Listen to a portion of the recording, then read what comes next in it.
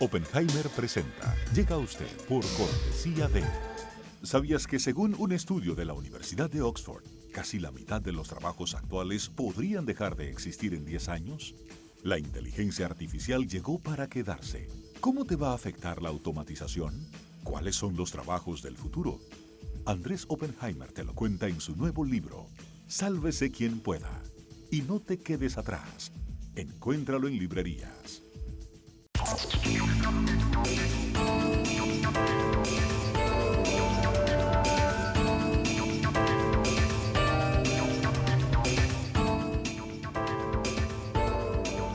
Hola, ¿qué tal? ¿Cómo les va? Soy Andrés Oppenheimer. Gracias por estar con nosotros. Hoy vamos a hablar de un tema apasionante.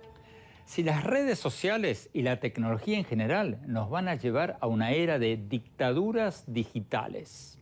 El término no es mío, es del historiador y escritor israelí Yuval Noah Harari, quien en su nuevo libro 21 lecciones del siglo XXI dice que los gobiernos y las corporaciones ya tienen tanta, pero tanta información sobre todos nosotros que puede ser que pronto nos manipulen como quieran. Hoy vamos a preguntarle a Harari cómo funcionarían estas dictaduras digitales y qué podemos hacer para evitarlas. En el siglo XX la democracia derrotó a las dictaduras en gran medida porque la democracia fue más eficiente en el procesamiento de datos y en la toma de decisiones. Tendemos a pensar sobre el conflicto entre la democracia y la dictadura en términos éticos, pero es también un conflicto entre diferentes métodos de procesar información. En el siglo XXI la inteligencia artificial y el aprendizaje dinámico podrían permitir concentrar una enorme cantidad de información en un lugar y procesarla de manera muy eficiente. Y entonces la dictadura podría ser al menos tan eficiente como la democracia. Y ese es un gran peligro. Vamos a escuchar todo lo que nos dijo y luego lo vamos a comentar con el doctor en biología molecular, genetista y escritor argentino Stanislav Bajraj, que nos va a acompañar desde Buenos Aires. El doctor Bajraj es autor del libro En Cambio y varios otros libros sobre el comportamiento humano. Bueno, vayamos directamente a la entrevista que le hicimos a Harari durante su reciente visita a Los Ángeles. Veamos.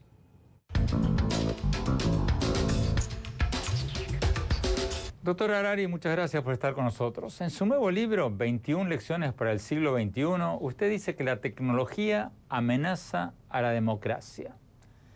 ¿Piensa realmente que la democracia está en peligro?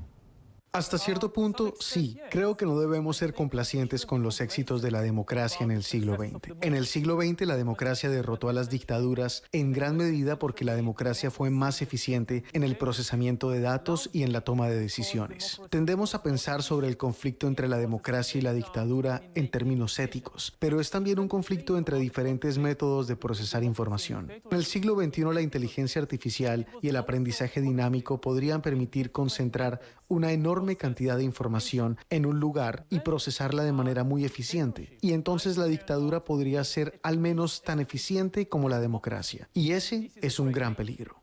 Usted dice que la inteligencia artificial va a decidir lo que estudiamos, con quién nos casamos y por quién votamos. ¿Puede explicarnos eso, por favor? Bueno, de lo que tenemos que darnos cuenta, quizás por encima de todo, es que los humanos ahora se están convirtiendo en animales pirateables, que estamos llegando al punto en que es posible hackear no solo computadoras y correos electrónicos y cuentas bancarias, sino también hackear seres humanos. Para poder hackear a un ser humano se necesitan dos cosas. Se necesita una gran cantidad de datos sobre esa persona y se necesita una gran capacidad de procesamiento informático. Hasta hoy nadie tenía la cantidad necesaria de datos y la capacidad de procesamiento. Incluso si la KGB lo siguiera 24 horas al día, no podrían realmente saber lo que sucedió dentro de su cuerpo, dentro de su cerebro. Y no tendría la capacidad necesaria para sacar conclusiones útiles, incluso de los datos que pudieron recopilar sobre usted. Pero ahora, debido a las revoluciones en biotecnología y en tecnología de la información, estamos llegando al punto en que algunos gobiernos y organizaciones van a tener suficientes datos sobre mí y suficiente poder de cómputo para construir un algoritmo que realmente me conozca mejor de lo que yo me conozco a mí mismo. Y ese algoritmo puede hacer más que simplemente predecir mis elecciones. También puede manipular mis deseos y básicamente venderme cualquier cosa, ya sea un producto o el mensaje de un político. Ya estamos empezando a verlo hoy en pequeña escala. Esa autoridad está pasando de los humanos a los algoritmos. Por ejemplo, si tienen que recorrer la ciudad, te basarás menos en tus propios instintos, conocimientos y experiencia, y seguirás más a algoritmos como el de Google Maps. Llegaste a una intersección, tu instinto te dice que gires a la derecha. Google te dice, no, es mejor girar a la izquierda. Escuchas a tus instintos, te quedas atrapado en el tráfico y llegas tarde a una cita. La próxima vez sabrás que es mejor escuchar a Google. Es posible que lo mismo ocurra con cada vez más decisiones, incluso las que tienen que ver con las cosas más importantes de la vida, como qué estudiar, dónde trabajar, con quién casarse y por quién votar. Explíquenos eso en términos prácticos, por favor. ¿Qué decisiones podrían tomar los algoritmos por nosotros? Sí, en algunos países, como en las democracias liberales, creo que sucederá en cierta medida sin ninguna coacción. La gente se dará cuenta por experiencia que los algoritmos son más eficaces de la misma manera que hoy permitimos que Google Maps elija qué camino tomar, y cada vez con mayor frecuencia dejamos que Netflix decida por nosotros qué películas ver. Lo mismo eventualmente ocurrirá incluso con las decisiones más importantes en la vida, como con quién salir o qué estudiar. En algunos casos, las decisiones, la elección de darle más autoridad al algoritmo no serán tomadas por los individuos, sino por organizaciones y corporaciones. Por ejemplo, si hoy en día usted se presenta como candidato para un trabajo o si solicita un préstamo en un banco, es cada vez más probable que su solicitud no sea procesada por un individuo, por un ser humano. Su solicitud es procesada por un algoritmo. El banco usa un algoritmo para decidir si le otorgará un préstamo o no. Entonces, si el banco dice que no vamos a darle un préstamo, y usted va al banco y pregunta, ¿por qué no? ¿Qué hay de malo conmigo? El banco dirá, no lo sabemos, el algoritmo dijo que no. Y simplemente confiamos en el algoritmo. Y es probable que esto ocurra nuevamente en más y más casos. En algunos países autoritarios, puede que no haya opciones para los individuos y las empresas privadas, pero el gobierno los obliga cada vez más a aceptar las políticas y a aceptar decisiones tomadas en su nombre mediante algoritmos que lo vigilan constantemente y lo conocen mejor de lo que usted se conoce a sí mismo.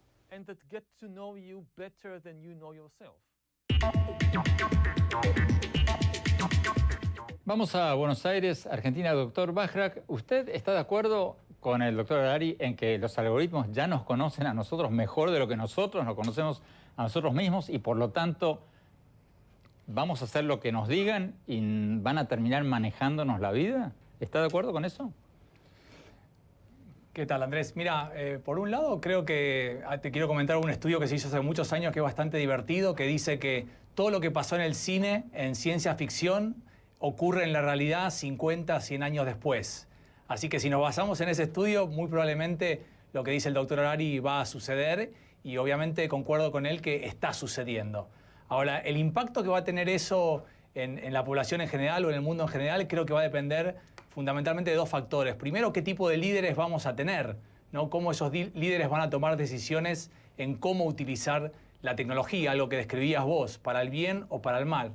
Y otra cosa que creo que es fundamental, que el doctor Harari lo decía en su último comentario, es qué tipo de educación vamos a tener o van a tener los chicos, los más pequeños. En el mundo de hoy, con la educación que tenemos, claramente creo que los algoritmos nos van a vencer porque terminan conociéndonos más que nosotros a nosotros mismos. Yo estoy apuntando a un trabajo donde la educación tiene que favorecer, fortalecer, no tanto la matemática o la literatura o la historia, sino el autoconocimiento, ¿no? La inteligencia emocional, la creatividad, herramientas que no son muy profundizadas en la edad escolar, tampoco en la edad adulta, y eso quizá nos pueda permitir también no dejarnos llevar por las decisiones que tomen los algoritmos. Cuanto más nos conocemos, mejores decisiones tomamos por nosotros mismos. Tenemos que ir a un corte. Cuando volvamos, vamos a ver lo que nos dijo el doctor Harari sobre el peligro de que entremos en una era de dictaduras digitales. Ya volvemos.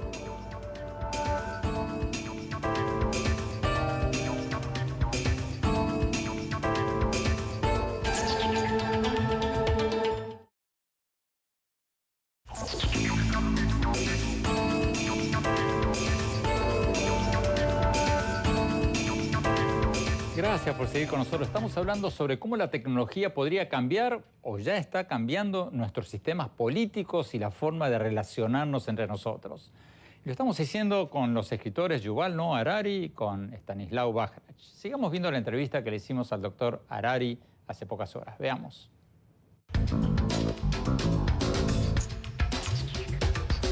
Usted dice que podríamos estar entrando en la era de lo que usted llama dictaduras digitales.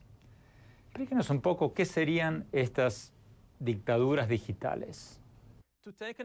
Para tomar un ejemplo extremo, piense en Corea del Norte en 20 o en 30 años, donde cada persona debe usar un brazalete biométrico o un sensor biométrico en su cuerpo que monitorea constantemente no solo a dónde va o a quién conoce y qué hace.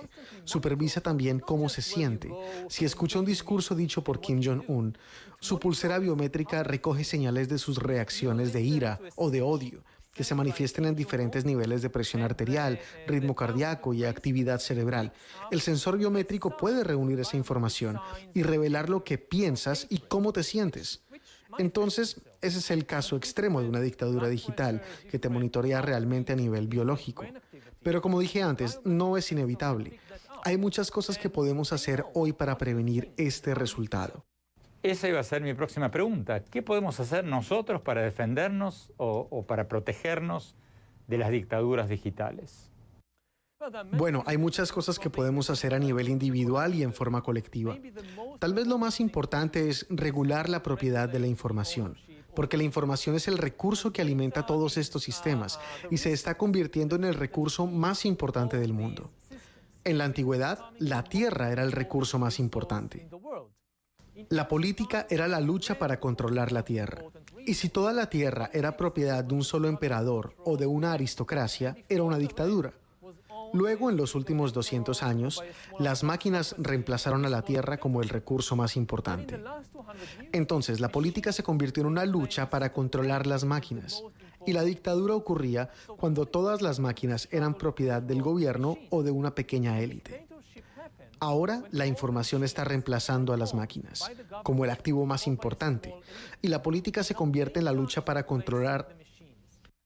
Ahora, la información está reemplazando a las máquinas como el activo más importante, y la política se convierte en la lucha para controlar el flujo de información. Entonces, si permitimos que toda la información sea monopolizada por el gobierno o por unas pocas corporaciones, el riesgo que corremos es el de una dictadura digital. Entonces, lo primero y quizá lo más importante para contrarrestarla es encontrar formas de regular la propiedad de la información, lo cual no será fácil porque tenemos muy poca experiencia en hacerlo. Tenemos miles de años de experiencia regulando la propiedad de la tierra, pero no sabemos mucho sobre la regulación de la propiedad de la información. Otra cosa que podemos hacer es cambiar la forma en que se desarrollan y utilizan los sistemas de inteligencia artificial. En la actualidad, las grandes corporaciones y los gobiernos utilizan la mayoría de los sistemas de inteligencia artificial para supervisar a las personas. Pero la tecnología es neutral. Podemos cambiar la dirección del sistema, podemos usar las mismas tecnologías para construir un sistema de inteligencia artificial que realmente monitoree el gobierno al servicio de los ciudadanos, en lugar de que el gobierno me espíe para ver si hago algo en contra del gobierno. Se puede usar un monitoreo sofisticado para encuestar a los funcionarios del gobierno, para asegurarse, por ejemplo, de que no sean corruptos y de que sirvan al pueblo en lugar de servirse a sí mismos. La tecnología es realmente neutral en esto. Podemos usarla en ambos sentidos. Doctor Harari, usted dice que los seres humanos nos estamos volviendo cada vez más irrelevantes, esa es la palabra que usted usa, ante el avance de la inteligencia artificial. Pero al mismo tiempo, nunca antes la gente tenía tanto poder y tanta influencia como ahora a través de las redes sociales. ¿Acaso Facebook, Twitter y las otras redes sociales no le han dado a la gente más poder y más influencia que nunca? Bueno, sabes, eso va en ambos sentidos. Tenemos ahora como especie, ahora somos más poderosos que nunca. Y ciertamente, incluso como personas, tenemos medios de comunicación mucho más poderosos que nunca antes en la historia. Si ahora posees un teléfono inteligente, con acceso a Internet, Tienes acceso a mucha más información que cualquier emperador romano o cualquier emperador chino o cualquier presidente de los Estados Unidos, por lo menos hasta hace algunos años. Así que esto es inmenso poder. Pero al mismo tiempo, estas mismas tecnologías también pueden hacer que la mayoría de la gente no solo carezca de poder, sino que sea irrelevante. Porque a medida que la inteligencia artificial mejora, si supera a los humanos en más y más tareas y trabajos, podría sacar miles de millones de personas del mercado laboral y crear una nueva clase enorme de personas que son económicamente inútiles y, por lo tanto, también políticamente impotentes. En el siglo XX, la gran lucha de las masas fue contra la explotación. Ahora, la gran lucha puede ser contra la irrelevancia. La gente tendrá que luchar no contra una élite que los explota, sino contra una élite que simplemente no los necesita. Pero el contraargumento a lo que usted dice es que la economía siempre va a necesitar consumidores. Si las máquinas producen y la gente no consume, ¿se viene abajo la economía o no? ¿Cómo responde usted a ese argumento que indicaría que la gente no podría volverse irrelevante porque la economía siempre va a necesitar consumidores? Bueno, de hecho no tenemos muchos modelos económicos que nos ayuden a lidiar con ese tipo de situaciones. Sin embargo, en el pasado los humanos no siempre fueron valorados como consumidores. Si piensas en una economía esclavista que se desarrolló en las Américas en los siglos XVII y XVIII, los humanos no fueron valorados en absoluto como consumidores. Y la idea de que los seres humanos sean valiosos como consumidores es solo cierta tal vez en el siglo XIX y el siglo XX. Podríamos imaginar teóricamente una economía completa con casi ningún ser humano en el ciclo. Este es un ejemplo retórico para establecer mi punto, pero piense en una situación en la que usted tiene una gran empresa minera con muchos robots y algoritmos que están administrando los robots. Los robots extrayendo una gran cantidad de hierro y otros metales y luego venden el producto a otra corporación que lo utiliza para construir robots y vender los robots de nuevo a la minera que explota más hierro y lo vende a la empresa de robótica y así sucesivamente. Tienes un ciclo completo y este tipo de economía sin humanos puede desplegarse básicamente en todo el universo y simplemente no necesitas humanos en el circuito. Este es un ejemplo muy simplista. No quiero que se tome literalmente, pero en cada vez más campos, hoy en día se ve que los humanos están siendo expulsados del ciclo por completo y los algoritmos se están haciendo cargo de todo, no solo de la función de producir cosas, sino también del rol de comprar y consumir cosas. Y, por ejemplo, incluso en el mercado de libros, que conozco muy bien porque vendo libros, escribo libros, el cliente número uno de hoy no es un ser humano, es un algoritmo. Con el fin de vender realmente mis libros, necesito convencer al motor de búsqueda de Google y al buscador de Amazon, dos algoritmos, de que les guste mi libro. Eso es lo más importante. Entonces, de nuevo, es solo la punta del iceberg.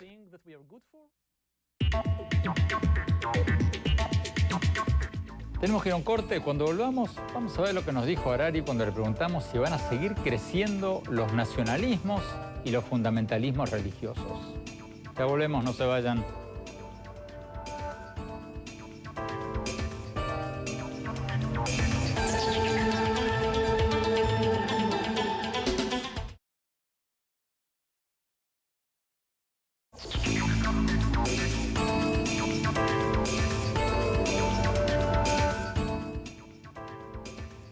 Gracias por seguir con nosotros. Estamos hablando sobre cómo la tecnología podría cambiar o ya está cambiando nuestros sistemas políticos y nuestra forma de relacionarnos unos con otros. Sigamos viendo la entrevista que le hicimos al historiador y escritor Yuval Harari, que acaba de sacar un libro sobre el tema. Veamos.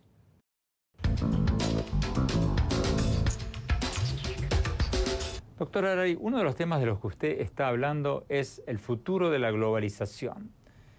Pero hoy en día parece haber un resurgimiento del nacionalismo en todo el mundo. En los Estados Unidos, en Europa, con el voto de Brexit, el voto por la salida de Gran Bretaña de la Unión Europea, en Cataluña, en Escocia. Parecieran estar avanzando los nacionalismos en todos lados. ¿Estamos yendo hacia un mundo menos globalizado? Es cierto que vemos un resurgimiento del nacionalismo en los últimos años, pero debemos recordar dos cosas. En primer lugar, a la larga, todos nuestros problemas principales en la actualidad en el siglo XXI son problemas globales y no tienen soluciones nacionales. Los tres mayores problemas que enfrenta la humanidad son la guerra nuclear, el cambio climático y la disrupción tecnológica. Y todos ellos son de naturaleza global y simplemente no puedes resolverlos a nivel de una sola nación. Ninguna nación, sin importar qué tan poderosa sea, incluso Estados Unidos o China, puede evitar la guerra nuclear sin cooperar con otras naciones. Ninguna nación puede detener el cambio climático por sí sola y no se puede construir un muro contra el incremento de las temperaturas y el nivel de los océanos. Y del mismo modo, si piensas en inteligencia artificial o en biotecnología y en todas las nuevas tecnologías, debería ser obvio que no se puede regular la inteligencia artificial a nivel nacional. Yo le diría a cualquier político que diga, mi país primero o solo mi país es importante. Quisiera preguntarle a ese político, ¿cómo puede su país por sí solo evitar el cambio climático y la guerra nuclear? ¿Y cómo puede su país por sí solo regular la inteligencia artificial y la biotecnología? No se puede hacer. Eso no significa que la humanidad necesariamente se volverá más cooperativa. No puedes confiar en que los humanos siempre hagan lo mejor posible. Nunca podemos subestimar la estupidez humana. Es una de las fuerzas más poderosas de la historia. Pero sí espero que la actual ola de nacionalismo disminuya. Y en realidad es bueno recordar dos cosas sobre el nacionalismo. Primero, que no es tan poderoso como lo era hace un siglo. Hace un siglo, si miramos a Europa, los europeos se estaban matando unos a otros por millones en conflictos nacionales en la Primera Guerra Mundial. Ahora, si miras el Brexit o el referendo escocés, casi nadie muere. La gente ya no está, la mayoría, por suerte, ya no está dispuesta a morir o a matar por el nacionalismo. Si los escoceses pierden el referendo sobre la independencia, incluso los partidarios de la independencia escocesa dirán, bueno, perdimos el referéndum, vamos a tomarnos un whisky. Eso es todo. No iniciarán una guerra. Y eso es algo muy bueno. La otra cosa, si tengo tiempo para decir sobre el nacionalismo, es que el nacionalismo no es natural para los seres humanos. Hay una gran confusión. Mucha gente piensa que los humanos por naturaleza son nacionalistas, y eso no tiene sentido. Los seres humanos por naturaleza son animales sociales, pero durante millones de años los humanos se adaptaron a vivir en comunidades muy pequeñas, en las que todos conocen a los demás, y es natural que seamos leales a unas 100 personas que realmente conocemos. Pero el nacionalismo nos pide que seamos leales con millones de completos extraños con los que nunca nos hemos encontrado. Esto no es natural para nosotros. Esto se ha desarrollado solo en los últimos miles de años, que es un tiempo muy corto en términos evolutivos. Eso hace mucho sentido, pero ¿cómo explicar entonces el resurgimiento del nacionalismo en Estados Unidos, en Gran Bretaña, en Cataluña, en Escocia y en muchas otras partes? Creo que es porque todo el sistema político está ahora en crisis, porque no puede proporcionar visiones significativas para el futuro de la humanidad. Nadie ofrece una visión seria de cómo la humanidad usará los nuevos y enormes poderes de las nuevas tecnologías, y como nadie es capaz de formular una visión significativa para el futuro, lo que estás viendo son políticos vendiéndole a la gente fantasías nostálgicas sobre el pasado, que es lo que la mayoría de los líderes populistas y nacionalistas prometen. Realmente no tienen una visión de dónde estará la humanidad en 2040 o 2050 con toda esa inteligencia artificial, biotecnología y cambio climático, etc. No hablan de esas cosas porque no saben qué hacer con ellas. Las religiones, según usted, van a crecer en la era de la aceleración tecnológica. ¿Va a haber un refugio en la religión? ¿Van a crecer los fundamentalismos religiosos? Eso es un peligro, por supuesto. Si el sistema político es incapaz de proporcionar a las personas con una visión importante para el futuro, en última instancia la gente pedirá recurrir no solo a las fantasías nacionales, sino a las fantasías religiosas, sobre algún tipo de verdad eterna que nunca cambia. A medida que el mundo cambia cada vez más y las identidades de las personas se vuelven cada vez menos claras, las personas quieren algo estable, algo a lo que puedan aferrarse eternamente. Y eso es exactamente lo que promete la religión, algo eterno, estable, que nunca cambia. El problema, por supuesto, es que esta es solo una ficticia. Ninguna de las religiones que conocemos hoy en día es la verdad eterna. Hay historias inventadas por humanos en los últimos pocos miles de años. Han cambiado repetidamente. El cristianismo de hoy es muy diferente del cristianismo de la Edad Media o del cristianismo de los días de Jesús. Y es lo mismo con el judaísmo, con el hinduismo, con el islam y todas las otras religiones. No son eternas ni verdaderas. Son historias que cambian y que inventamos y reinterpretamos constantemente. Y el verdadero problema con estas historias, quiero decir, esencialmente, no son necesariamente malas. Han hecho mucho bien a la humanidad a través de las edades. El problema es que en el siglo XXI estas historias, como el nacionalismo, simplemente no nos dan las respuestas y las soluciones que necesitamos. Si estás pensando qué hacer con la inteligencia artificial, no encontrarás la respuesta en la Biblia, porque las personas que escribieron la Biblia no sabían nada sobre computadoras o sobre genética. Vamos a Buenos Aires. Doctor Bajrak, usted como estudioso de la mente y del comportamiento humano, ¿usted cree que vamos a seguir viendo un crecimiento de los nacionalismos y de la religión? Bueno, primero vos mencionaste algunos países donde estaban resurgiendo los nacionalismos, pero me parece que está bueno también mencionar que hay un montón, muchos más países donde eso no está pasando y hay democracias que están funcionando bastante bien o van mejorando la calidad de vida de sus ciudadanos, ¿no? Como otras democracias que no tanto. Yo concuerdo bastante con lo que dice Harari sobre este resurgimiento y como biólogo me parece que va a tener que ver mucho con la vulnerabilidad de las personas en cada país o en cada región. O sea, como científico te puedo decir que cuando estamos vulnerables por cansancio, por hambre, por hartazgo, por ruido, por no poder tener servicios de calidad, por no llegar a fin de mes, etcétera, etcétera, nos hacemos más vulnerables y eso permite que seamos más fácil adoctrinados por cualquier persona o creencia o religión o nacionalismo que nos venda, como decía Harari, una verdad absoluta o un lugar eterno o un lugar donde vamos a estar mejor. Entonces va a depender mucho también de la región donde sucedan estas cosas, donde cuando el pueblo, los ciudadanos están bien, tienen servicios, pagan sus impuestos y esos impuestos se ven reflejados en la calidad en la ciudad o en el campo donde viven, creo que va a ser mucho más difícil que resurjan estos nacionalismos o fundamentalismos religiosos.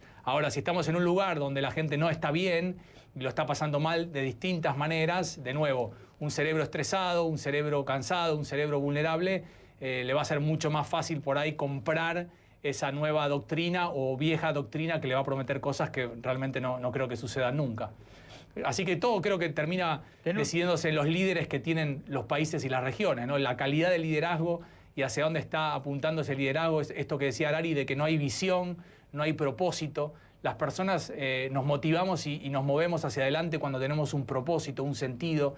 Y esto es un poco, creo, lo que está faltando en los líderes de hoy. No vemos hacia dónde vamos o hacia dónde nos quieren llevar. Y eso hace que quizás nos desmotivemos y podamos corrernos hacia otras doctrinas. Sí. Tenemos que ir a un corte. Cuando volvamos, vamos a ver lo que nos dijo Harari cuando le preguntamos sobre el fenómeno de las noticias falsas, las fake news. No se vayan, ya volvemos.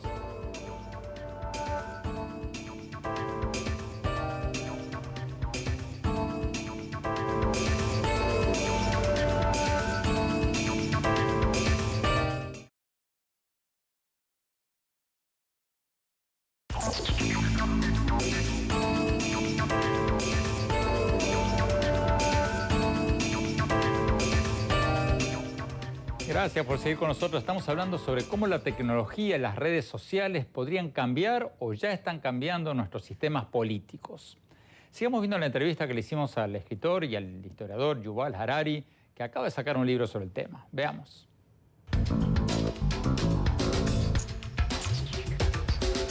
Doctor Harari, usted está hablando a menudo sobre los fake news, las noticias falsas. ¿Cómo podemos evitar el que nos laven la cabeza con noticias falsas? Necesitamos hacer dos cosas. En el nivel individual, usted necesita conocerse mejor a sí mismo, porque las noticias falsas funcionan explotando miedos y odios preexistentes. No puedo crear miedo y odio de la nada. Funciona con personas. Te piratean, ellos te conocen tus debilidades y las explotan. Así, por ejemplo, si usted ya tiene un sesgo en contra de la inmigración y le muestran un falso reportaje sobre una banda de inmigrantes que violan a las mujeres locales, y debido a que ya tiene esta debilidad, tiene este sesgo, creará fácilmente la historia. Pero su vecina, ella está realmente a favor de la inmigración, pero tiene un sesgo opuesto. Ella piensa que cualquiera que se oponga a la inmigración debe ser un idiota, racista y fascista. Entonces, le muestran a ella una noticia falsa diferente sobre extremistas de derecha que asesinan inmigrantes. Y ella cree eso muy fácilmente, porque ese es su prejuicio. Y luego se encuentra con su vecina en el ascensor y simplemente no pueden tener una discusión razonable. Así, los dos, usted y su vecina, tienen una primera línea de defensa que es llegar a conocerse a sí mismos, conocer sus propios prejuicios y debilidades y no permitir que sean explotados en su contra. En términos prácticos, ¿qué significa eso? Usted en su libro sugiere que la gente pague por lo que lee, para asegurarse de que haya quien haga control de calidad. A nivel colectivo, lo más importante que hay que hacer respecto a las noticias falsas es cambiar el modelo del mercado de noticias. En la actualidad, el modelo dominante dice información interesante de forma gratuita a cambio de su atención. La atención realmente se convierte en el recurso clave. Estamos inundados por todas estas historias emocionantes que solo intentan captar nuestra atención y luego la venden a los anunciantes, a las corporaciones, a los políticos. Deberíamos cambiar a un modelo diferente que dice información de alta calidad que le cueste mucho dinero, pero no abusa de su atención. Quiero decir, es un poco descabellado que la gente esté dispuesta a pagar dinero para conseguir comida de alta calidad y automóviles de alta calidad, pero no información de alta calidad. Y esto es lo que sesga todo el sistema, que hace que la atención, cuando todo está haciendo que usted sea bombardeado con todas estas historias emocionantes, que su atención se convierta en el recurso más importante y en objeto de abuso. Y no hay castigo para abusar de tu atención con una historia emocionante, pero falsa. Entonces lo que está diciendo es no lean mensajes de WhatsApp o emails con artículos que no han sido chequeados por una organización de noticias que tenga reputación de no mentir, o que cuando se equivoca le avise a sus sectores que se equivocó. Eso es lo que está diciendo. Tenemos que cambiar realmente la forma en que está estructurado el mercado de noticias, de modo que cueste dinero y exista una penalización grave por información incorrecta. Porque usted sabe que cuando las personas pagan un buen dinero por un producto, esperan que el producto sea confiable. Ellos esperan que el producto valga realmente la pena. Esto que decía el doctor Harari me recuerda algo que escuché hace poco que es muy cierto. Si el producto es gratis, el producto eres tú. Vamos a Buenos Aires, doctor Bajraj. ¿Cómo se explica que a medida que avanza el tiempo y supuestamente los seres humanos somos más inteligentes, estamos más informados, al mismo tiempo somos más víctimas de noticias falsas y de creer cosas que no son ciertas? ¿Cuál es la explicación? Bueno, creo que dijiste el verbo más atinado, que es creer, ¿no? Para los biólogos, el verbo más importante del ser humano es creer. Cuando uno cree algo, que eso se genera los primeros 10, 15 años de vida, las creencias, los hábitos de pensamiento, las formas que tenemos de pensar, nuestras estructuras de pensamiento, que en cada persona es diferente, nos aferramos inconscientemente a eso y cuando vemos información que confirma eso que queremos creer, la creemos. Si la información no confirma o contradice eso que queremos creer, la desechamos. Entonces, eso es algo muy difícil de cambiar, sobre todo en los adultos, nuestras creencias, pero sí puede, como decía al principio, cambiar en la educación. A los más pequeños, empezar a enseñarles a pensar cómo piensan. Cuando uno se da cuenta cómo está pensando, la estructura, la forma, de dónde viene esa forma de pensar, puede al menos disminuir esos sesgos que decía el doctor Harari. Los sesgos van a estar siempre, pero uno puede estar diciendo, por lo menos a sí mismo, a ver, momento, esto que estoy leyendo tiene que ver con lo que yo quiero que pase o tiene que ver con la información que quieren que yo reciba. Entonces, creo que esta palabra que en biología se llama metacognición es otra deuda pendiente de la educación, aprender los humanos a pensar como pensamos para poder eludir, evitar o al menos no ser tan dominados por estas noticias falsas o estos sesgos que nos quieren imponer. Sigamos viendo la entrevista que le hicimos al escritor, historiador Yuval Harari. Veamos.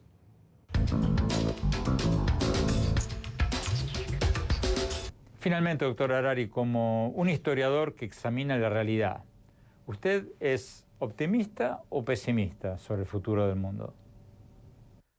Simplemente no sé cómo será el futuro. Como historiador estudié el pasado de la interacción entre la tecnología y la política. Lo que puedo decir con certeza es que la tecnología nunca es determinista. Puede usar la misma tecnología para construir tipos de sociedad muy diferentes. En el siglo XX, podría utilizar la tecnología de la revolución industrial, electricidad y trenes y coches y aviones para construir dictaduras comunistas o regímenes fascistas o democracias libres. La electricidad y los trenes no te obligaron a usarlos de manera política. Es lo mismo con la inteligencia artificial y el aprendizaje automático y la bioingeniería. Y todo eso podemos usarlo para construir el paraíso o el infierno. La tecnología en sí misma no nos dirá qué hacer con ella. Todo depende de nosotros. Pero para poder hacer una sabia elección, lo más importante es iniciar el debate. Vamos a Buenos Aires, doctor Bajraj. En vista de todo lo que hablamos hoy, ¿usted es optimista o pesimista sobre el futuro del mundo? La misma pregunta que le hacíamos al doctor Harari. Sí, la verdad que, dadas mis creencias, volviendo un poco a lo que contaba antes, soy optimista, soy bastante optimista. Estoy súper de acuerdo, la tecnología no va a determinarlo, sino lo vamos a determinar las personas. Creo que hay una pequeña revolución en el mundo del autoconocimiento, de la educación, de aprender a pensar como pensamos, esto que decías vos, el pensamiento crítico. Y va a depender si la humanidad, las personas, vamos a elegir líderes que tengan este tipo de pensamiento, autoconocimiento, entender cómo las emociones nos mueven, nos manejan, nos motivan, nos llevan hacia adelante. Pero la verdad que no tengo una explicación, como decía él, bien clara. Tengo una sensación de optimismo, quizá porque es lo que quiero que suceda. A veces cuando veo ciertos países o regiones me inunda y me invade el pesimismo sobre hacia dónde vamos, pero creo que la mejor manera de cambiar las cosas es empezando por uno mismo, y no cabe duda que la actitud es algo que no se negocia. Sin actitud positiva, el cerebro va a tender hacia lo negativo. Entonces hay que poner la actitud y ser positivos y optimistas, empezar por uno, por las personas que lo rodean, por los compañeros de trabajo, por la familia, y creo que esa va a ser la única manera de cambiar el mundo y hacer un mundo mejor.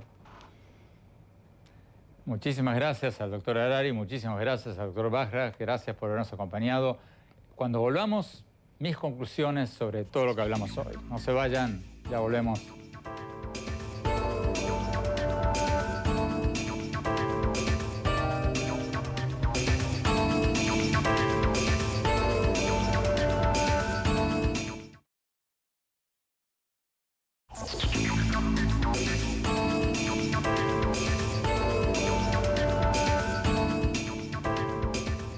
Muchas gracias por seguir con nosotros en este programa donde estamos hablando sobre cómo la tecnología podría cambiar o ya está cambiando nuestros sistemas políticos y nuestra forma de relacionarnos. A mí me pareció súper interesante lo que nos dijo el historiador y escritor Yuval Noah Harari sobre la posibilidad de que estemos yendo hacia una era de dictaduras digitales, donde los dueños de los datos nos puedan dirigir la vida.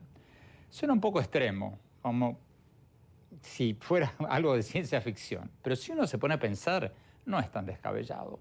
Como nos decía Harari, los algoritmos ya saben más de nosotros que nosotros mismos, saben más de nuestros gustos y nuestros intereses que nuestras madres, como decía él.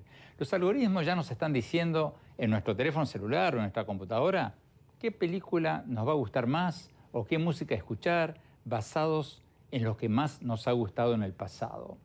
Y nosotros les hacemos caso, porque muchas veces lo que nos aconsejan nos gusta.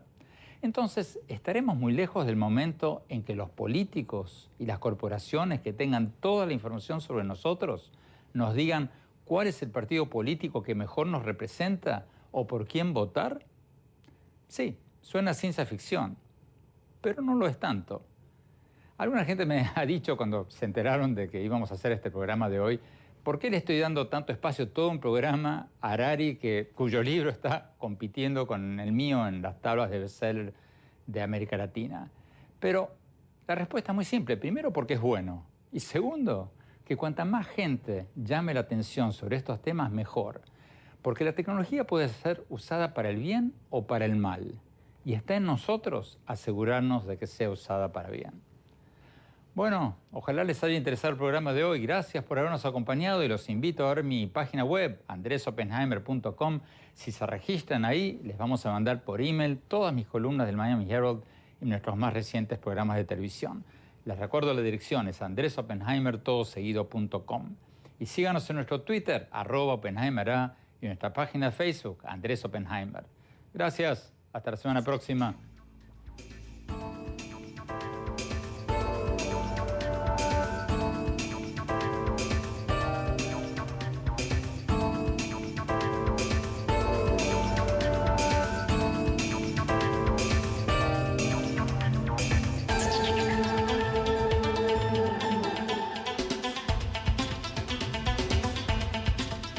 Oppenheimer presenta. Llega a usted por cortesía de... ¿Sabías que según un estudio de la Universidad de Oxford, casi la mitad de los trabajos actuales podrían dejar de existir en 10 años? La inteligencia artificial llegó para quedarse. ¿Cómo te va a afectar la automatización? ¿Cuáles son los trabajos del futuro? Andrés Oppenheimer te lo cuenta en su nuevo libro, Sálvese quien pueda. Y no te quedes atrás. Encuéntralo en librerías.